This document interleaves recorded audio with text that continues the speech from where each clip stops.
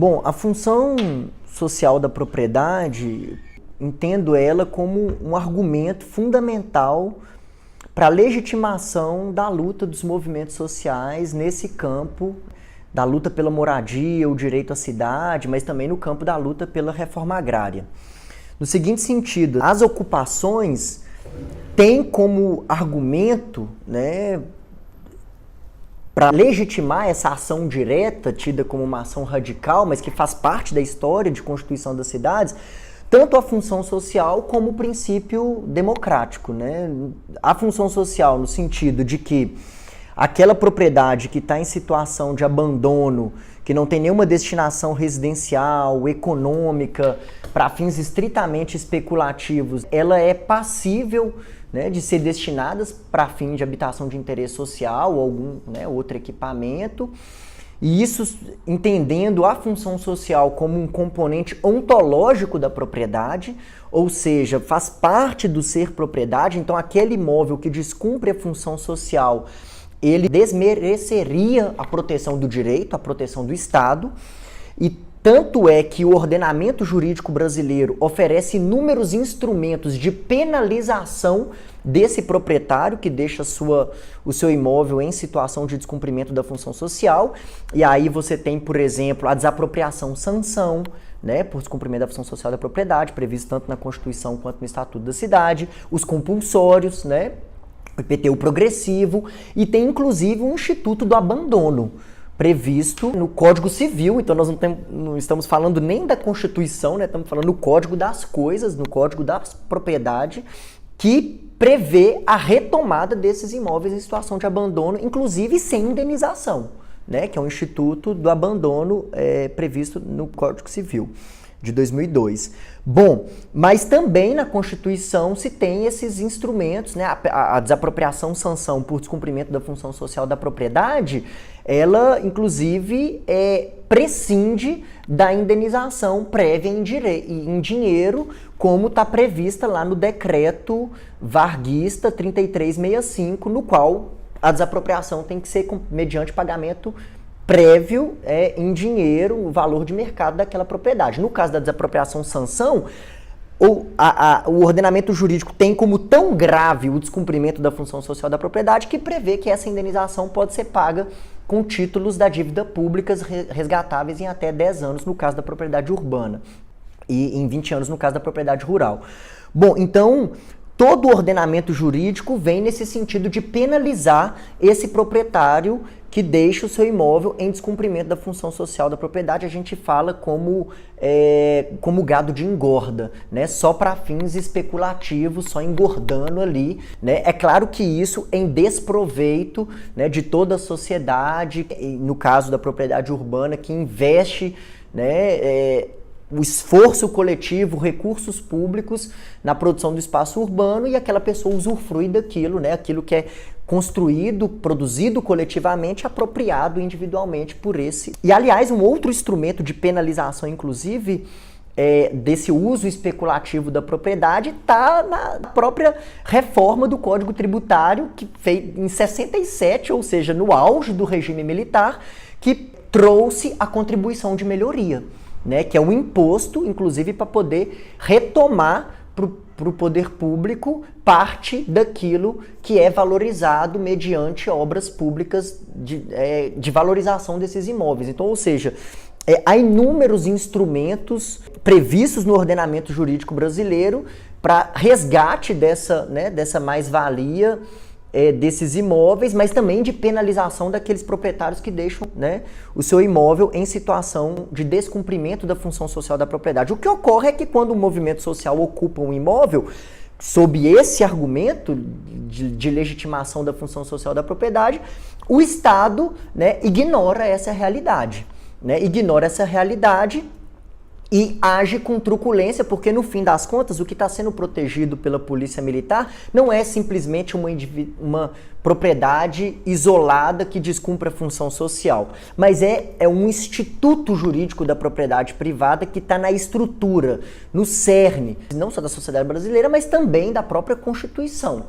né? Então, independentemente, muitas vezes a polícia chega numa ocupação organizada por um movimento social sem sequer saber quem é o proprietário, sequer ter sido acionada, e mesmo assim a postura é de truculência com relação àquele movimento que está ali.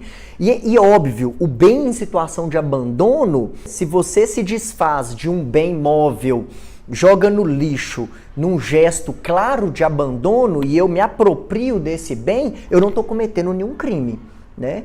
E o mesmo deveria valer para a propriedade imóvel, né? Não há nenhuma diferenciação nesse sentido. Então, por que quando eu me aproprio de um bem que está claramente em situação de abandono, com uma dívida de IPTU, sem nenhuma destinação econômica, social, nada, por que quando o movimento social reivindica a apropriação desse bem para um fim social, ele é criminalizado, sendo que não há essa diferenciação, né, no ordenamento jurídico? Então, essa é uma questão muito séria. O outro argumento de legitimação das ocupações, eu, né, falei, seria esse princípio democrático. É evidente que qualquer democracia que se preze tem o conflito como pressuposto, tem a luta por direitos como pressuposto inarredável, assim, não faz sentido pensar uma democracia que não seja dentro dessa perspectiva conflitual da luta por direitos. Se não fosse a luta dos escravos por meio da constituição dos quilombos, talvez debaixo desse prédio ainda teria uma senzala. Da mesma forma, se não fosse a luta,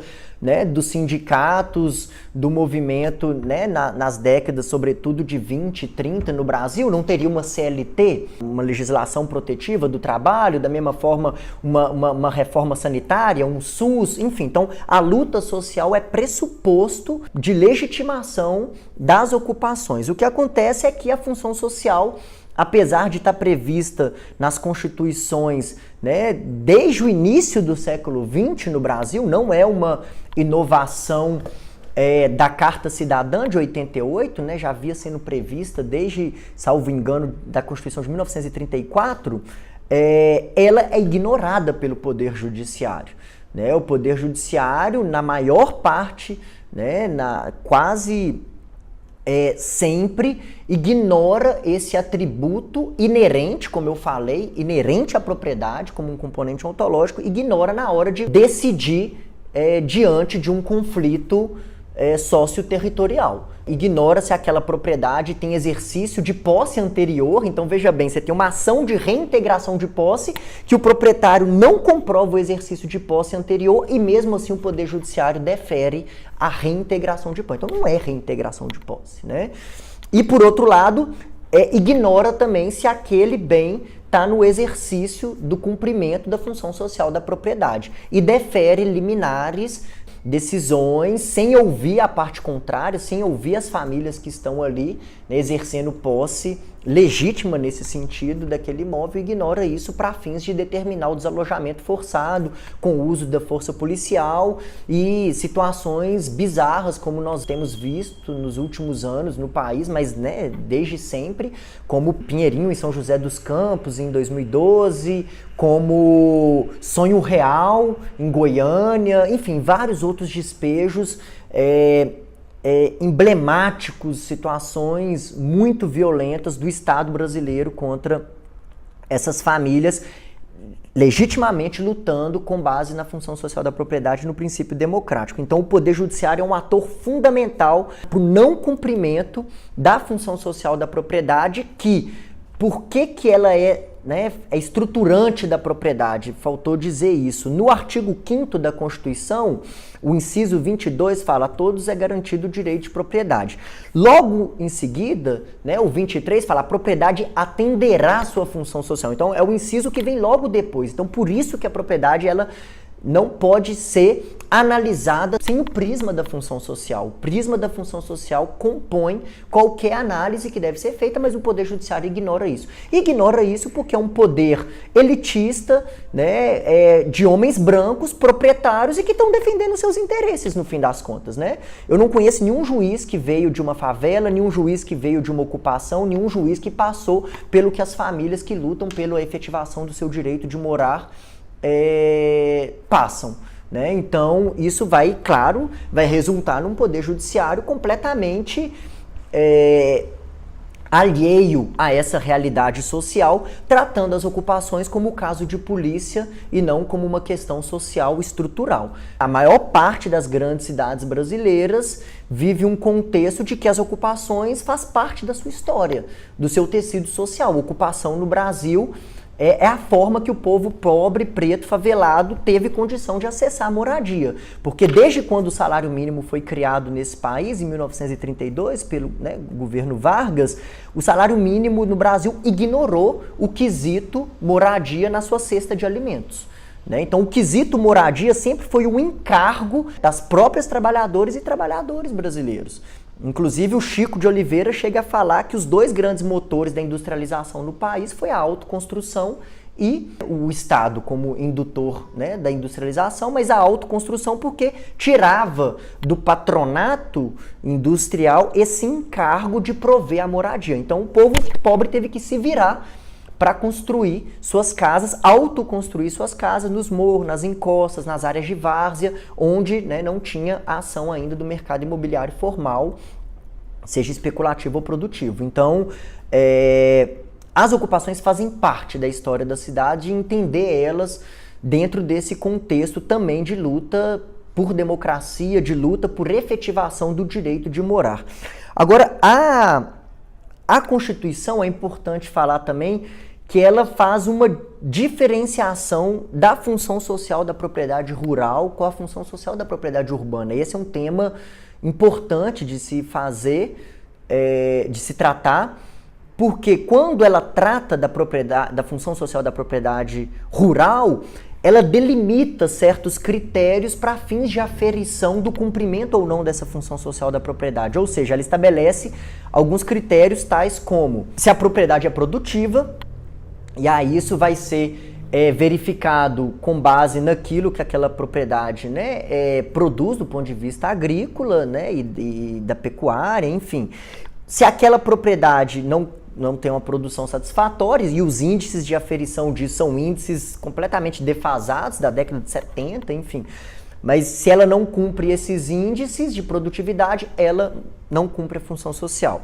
Um segundo critério, por exemplo, se a propriedade respeita o meio ambiente, se a legislação ambiental é respeitada ali. Então, se é uma propriedade que degrada, que há uma supressão da vegetação nativa ali, enfim, se ela não cumpre essas normas no campo da questão ambiental, ela também descumpre a função social da propriedade. Isso a Constituição estabelece. E o terceiro critério também, a legislação trabalhista. Então, se é uma propriedade que utiliza de mão de obra análoga à condição de escravo ou não respeita a legislação trabalhista em outros quesitos, ela também não cumpre a função social da propriedade. Então, esses critérios aferidores do cumprimento ou não da função social da propriedade rural, a Constituição delimita de maneira mais bem acabada. No caso da propriedade urbana, a Constituição ela joga para o Estatuto das Cidades, e o Estatuto das Cidades joga para o plano diretor.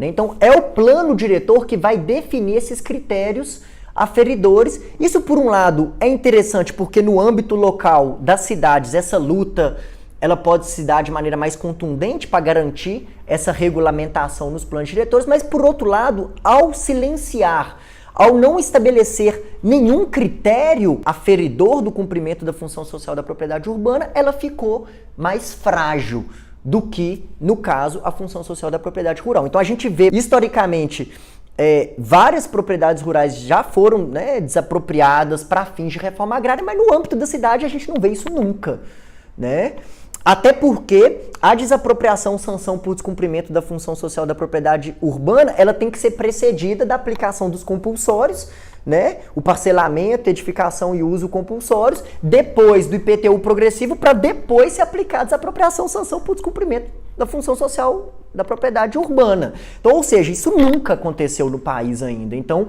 é uma defasagem, uma não aplicação do instrumento no caso das propriedades urbanas. Então, além de não ser aplicado no caso concreto, quando se trata de conflitos fundiários, não é aplicado em termos de política pública. Política pública no sentido de garantir o cumprimento, de coagir os proprietários que estão contra a lei por descumprimento da função social da propriedade, de garantir que ele dê uma destinação social para esses imóveis. Então, o quadro que a gente vive hoje nas grandes metrópoles brasileiras e, né, também nas cidades médias, isso em quase, né, todas as pesquisas verificam isso, e nacionalmente também, muita gente sem casa e muita casa sem gente, né? Essa contradição, que é uma contradição estrutural, né, da produção das cidades, assim. Então, isso é um quadro muito grave. Mas os próprios movimentos sociais também lidam com esse dilema, né, da propriedade privada. Então, de muitas vezes fazerem suas lutas, ocupação de áreas ociosas, reivindicando a destinação desses imóveis para fins de moradia, de interesse social, ou seja, para famílias pobres, né, dentro dos critérios que a legislação estabelece, mas que não conseguem transpor esse limite da propriedade individual, confundindo moradia com propriedade. Então não se pode confundir moradia com propriedade, né? Entender que a moradia é muito além da propriedade e que a propriedade muitas vezes tem um efeito perverso de subjetivação daquelas pessoas.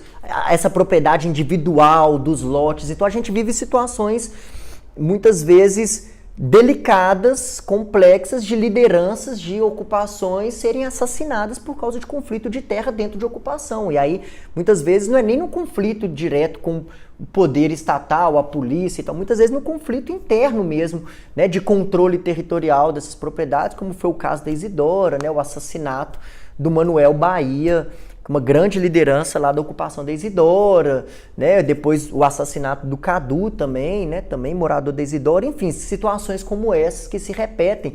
E Dandara, aqui em Belo Horizonte, né? Uma grande ocupação em Belo Horizonte, já consolidada em processo de regularização fundiária, foi uma ocupação realizada no dia 9 de abril de 2009, né? Semana Santa em 2009, vai completar agora na Semana Santa 9 anos. Dandara, houve uma tentativa, né? A Dandara foi organizada pelas Brigadas Populares, junto com o MST, houve uma tentativa de construção de um plano urbanístico no qual os lotes seriam coletivos, com mandalas, hortas no meio desses lotes, né? E essa proposição de apropriação diferenciada do solo, né, para fins de uma apropriação coletiva que não caísse na armadilha da propriedade privada, foi barrada, né? Foi barrada por uma movimentação do tráfico no local, né, que juntou pessoas para poder ir contra essa proposta inicial, né, de um planejamento urbanístico extremamente interessante, assim, avançado, porque a gente já tinha um entendimento que desde ali 2009, no caso, né, nós das Brigadas Populares, de que a forma de apropriação do espaço, ela também determina as relações sociais. Então, se eu vou ter lote individual ou lote coletivo, vão ser outras relações sociais que vão ser forjadas ali. Se eu vou ter beco ou rua, vão ser outras. Se eu vou ter equipamentos públicos coletivos, então isso influencia na convivência, né, na forma de... inclusive nos processos de subjetivação que aquela comunidade vai produzir ali a partir das formas de apropriação do território. Então, e lamentavelmente, essa proposição dos lotes coletivos foi frustrada dentro dessa ocupação, né? E isso tem implicações do ponto de vista, né, dos processos de subjetivação, mas dos processos de envolvimento das pessoas ali, de construção de vínculos comunitários, de laços de solidariedade, de poder avançar, né, numa dimensão constituinte da vida social ali, que não fique presa à dimensão conflitual, porque muitas vezes essas ocupações se mobilizam na medida em que há conflito com o Estado. Então, quanto mais ameaça de despejo, enquanto persiste a situação de insegurança da posse, mais as comunidades se mobilizam, né? E aí, quando passa esse contexto de insegurança da posse, muitas vezes a comunidade para de participar das assembleias, cada vez menos pessoas se envolvem. Então buscar formas ousadas, criativas, coletivas, de apropriação socioterritorial ali, pode implicar num avanço de uma dimensão constituinte da vida para poder gerar outras formas de trabalho cooperado, de produção, de horta, e aí o papel que a agroecologia pode cumprir dentro desses territórios, né, grupos cooperados, enfim. Então, criar comunidade para além da dimensão destituinte, de conflito direto com o Estado. Então isso é um tema fundamental para os movimentos hoje, que está colocado, a gente das brigadas está fazendo esse debate já tem quase 10 anos. Né? Então, assim, sem conseguir dar uma resposta efetiva para isso ainda. Então, e acho que outros movimentos ou não estão nem sequer fazendo esse debate, estão preocupados em fazer ocupação para poder garantir minha casa, minha vida, cada família no seu quadrado, e aí me pergunto qual que é a dimensão política disso.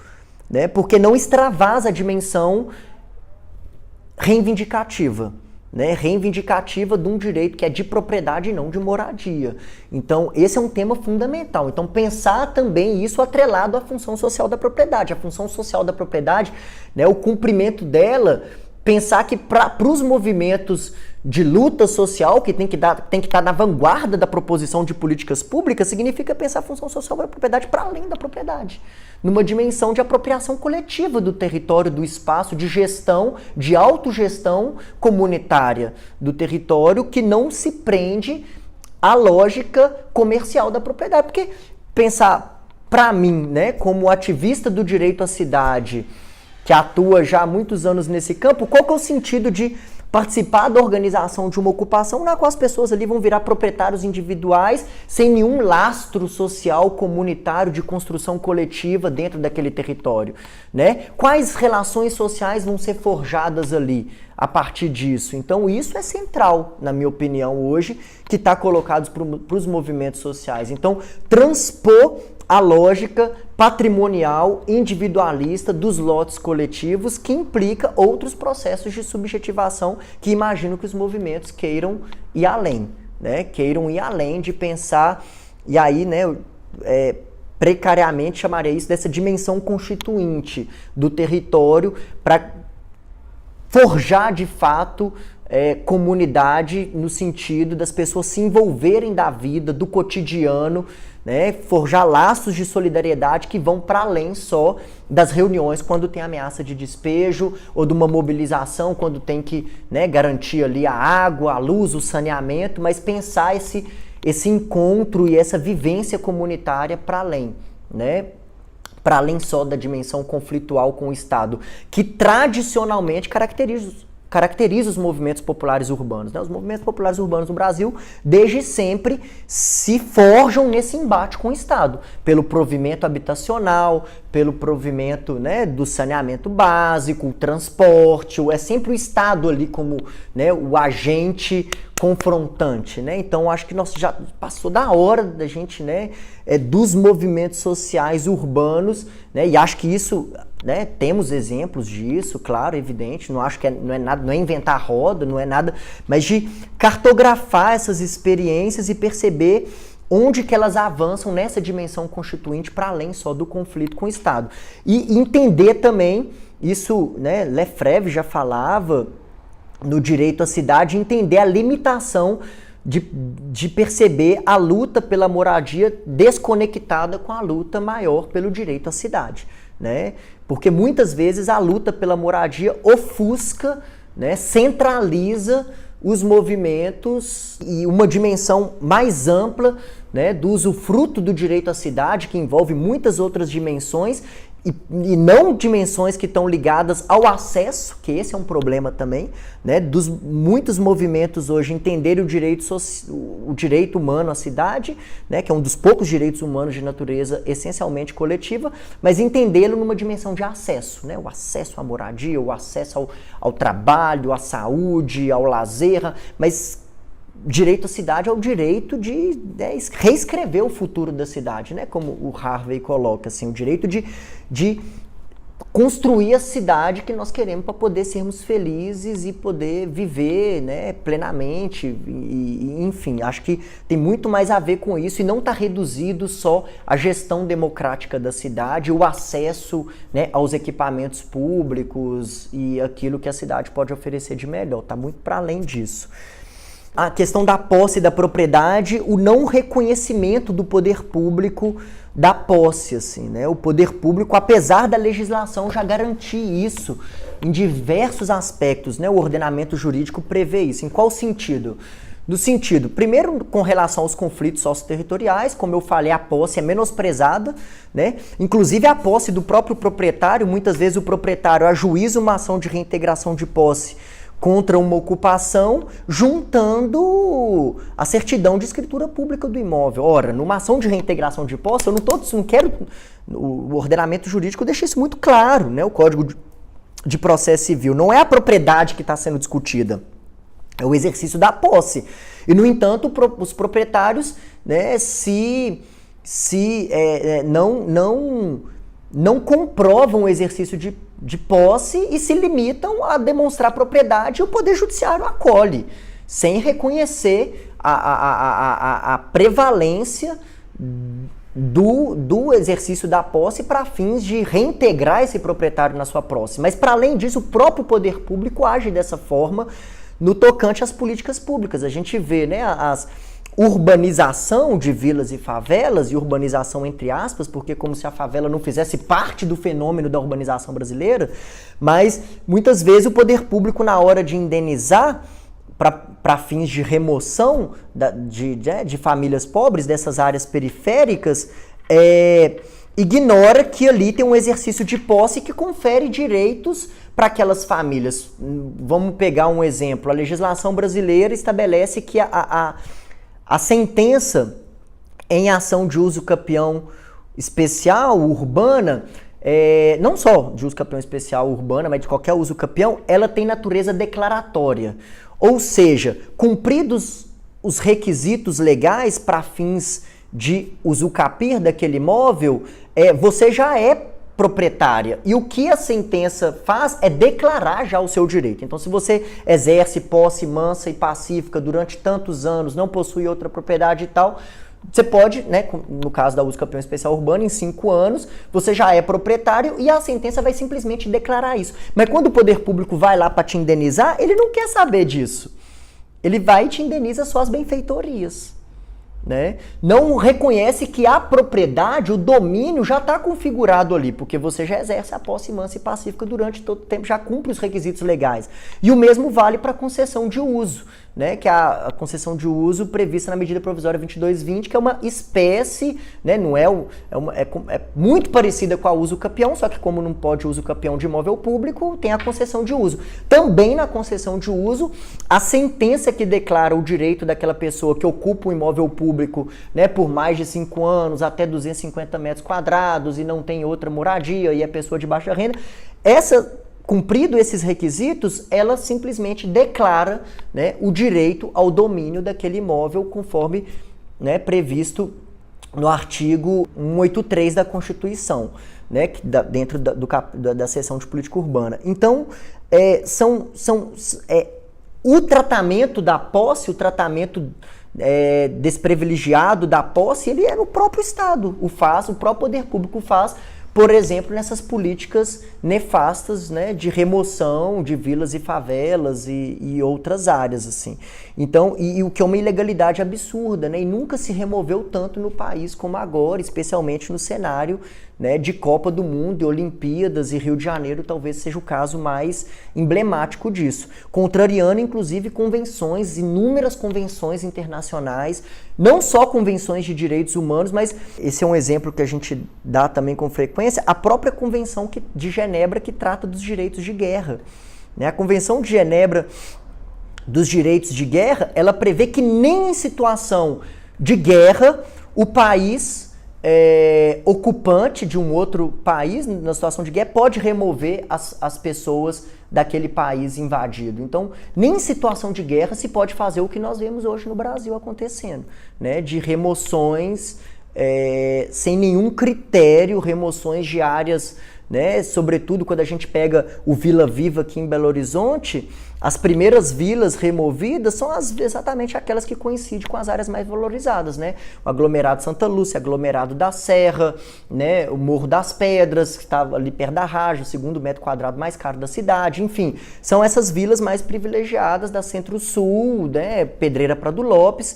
Então a gente vê que o poder público, quando atua nesses territórios, muitas vezes está reproduzindo, né, essa ação segregacionista sobre os pobres urbanos, assim, ignorando a posse, ignorando, né, a função social que é dada por esses imóveis, né, ocupados ao longo da história de formação das cidades, né? E como eu falei no início, essas ocupações, essas apropriações do espaço pelos pobres urbanos faz parte, né, da história da cidade, é uma questão estrutural que tem que ver com o lugar dos pobres urbanos, né, dentro das cidades. Então, isso é muito claro, assim, está muito colocado. O MST está muito mais avançado nesse aspecto que, vamos pegar assim, qual o principal movimento da luta pela reforma agrária no país? MST. Qual o principal maior da luta pela reforma urbana no país? MTST, né? Que surge do MST, né? O MTST surge em 97 como um braço urbano do MST. Em 2003 eles se desligam, né? O Boulos, né, o Guilherme Boulos está desde essa época, de 97, se desliga do MST e passa a travar uma luta mais autônoma nas cidades.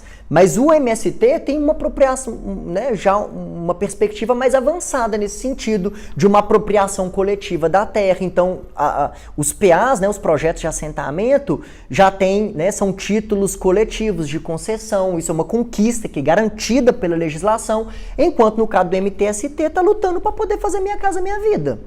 Né? O MTST, por exemplo, não tem as ocupações do MTST, as pessoas, né, não estão ali para poder constituir uma territorialidade comunitária naquele território, né? Estão ali para reivindicar empreendimentos do Minha Casa Minha Vida. Né? Diferente de outras ocupações em outros lugares, de outros movimentos, mas é o maior movimento popular urbano do país hoje. Né, que tem todo o meu respeito, legitimidade, importância e papel, né, que resgatou a ação direta no campo do movimento social na luta pela reforma urbana, porque o movimento tradicional da luta pela reforma urbana no país, né, composto pelas entidades nacionais, CONAN, União, CMP, né, MNLM, Movimento Nacional de Luta pela Moradia, são movimentos que quando, né, o governo Lula assume, abdicam da ação direta, né, vão compor em sua, né, não totalmente, mas, né, na maior parte dos estados brasileiros, aqui em Minas, totalmente, assim, abdicam da ação direta, vão compor o Conselho Nacional de Habitação, vão compor as políticas locais de habitação, aqui em Belo Horizonte os núcleos de moradia, né, inaugurados pela gestão Patrus. Isso cria um contexto de arrefecimento dessas ocupações. Aqui em Belo Horizonte ficou quase 10 anos sem ter ocupações organizadas pelo movimento, né? Porque adentraram na política, né? E talvez o texto que trata isso de maneira melhor, aquele texto do Pedro Arantes, da antirreforma urbana, né? Um texto muito bom que faz esse resgate histórico. E o MTST é um ponto fora da curva, resgata a ação direta, as ocupações organizadas, enfim, e estimula outros movimentos fazerem isso, sobretudo, né, lá em São Paulo, onde é, né, o berço mais forte do MTST, mas ainda está muito longe de uma perspectiva. Por exemplo, o MST já incorporou a pauta da agroecologia, né? Já incorporou outras questões que estão para além dessa dimensão conflitual com o Estado só de cobrar a reforma agrária, que é fundamental, imprescindível, essa ação direta, mas que é insuficiente, porque nós estamos falando da construção de uma nova sociedade, que tem que se dar, não é no plano da utopia, mas é agora, tem que experimentar desde logo a constituição desse novo homem, dessa nova mulher, seja no campo, seja na cidade, com novos processos de subjetivação, outros, não novos, mas, né, então, isso o movimento, o MST já está muito avançado. Talvez o que faltaria, né, avançar nesse sentido, talvez seja essa aliança com os movimentos urbanos, até para nos poder contaminar nesse sentido, né, e poder criar alianças mais profundas da luta social do movimento, até porque essa dicotomia campo-cidade hoje ela já está completamente borrada. Né? Então, inclusive, até essa diferenciação né, que eu falei antes da função social da propriedade urbana e da função social da propriedade rural, ela precisa ser superada. Né? E ela só vai ser superada na medida que esses movimentos se aliem, estejam aliados, né, cada vez mais. Então, isso é fundamental.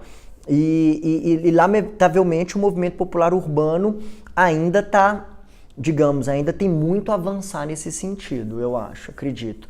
Temos uma boa oportunidade aqui em Belo Horizonte de travar esse debate, que vai ser por ocasião do 4º Encontro Nacional de Agroecologia, né, o ENA, que vai acontecer aqui, que nós estamos colados, né, e no caso nosso das brigadas, a gente tem tentado incorporar isso, trabalhar essa dimensão dentro das ocupações, né, da questão da horta comunitária, o lixo zero lá na ocupação Dom Tomás Balduino, a agroecologia na periferia, que é um projeto que a gente está metido também, lá na Isidora, enfim, mas ainda muito incipiente. Acho que é fundamental os movimentos populares urbanos incorporar, enfim, né, vários desafios estão colocados aí, e acho que esse é um deles.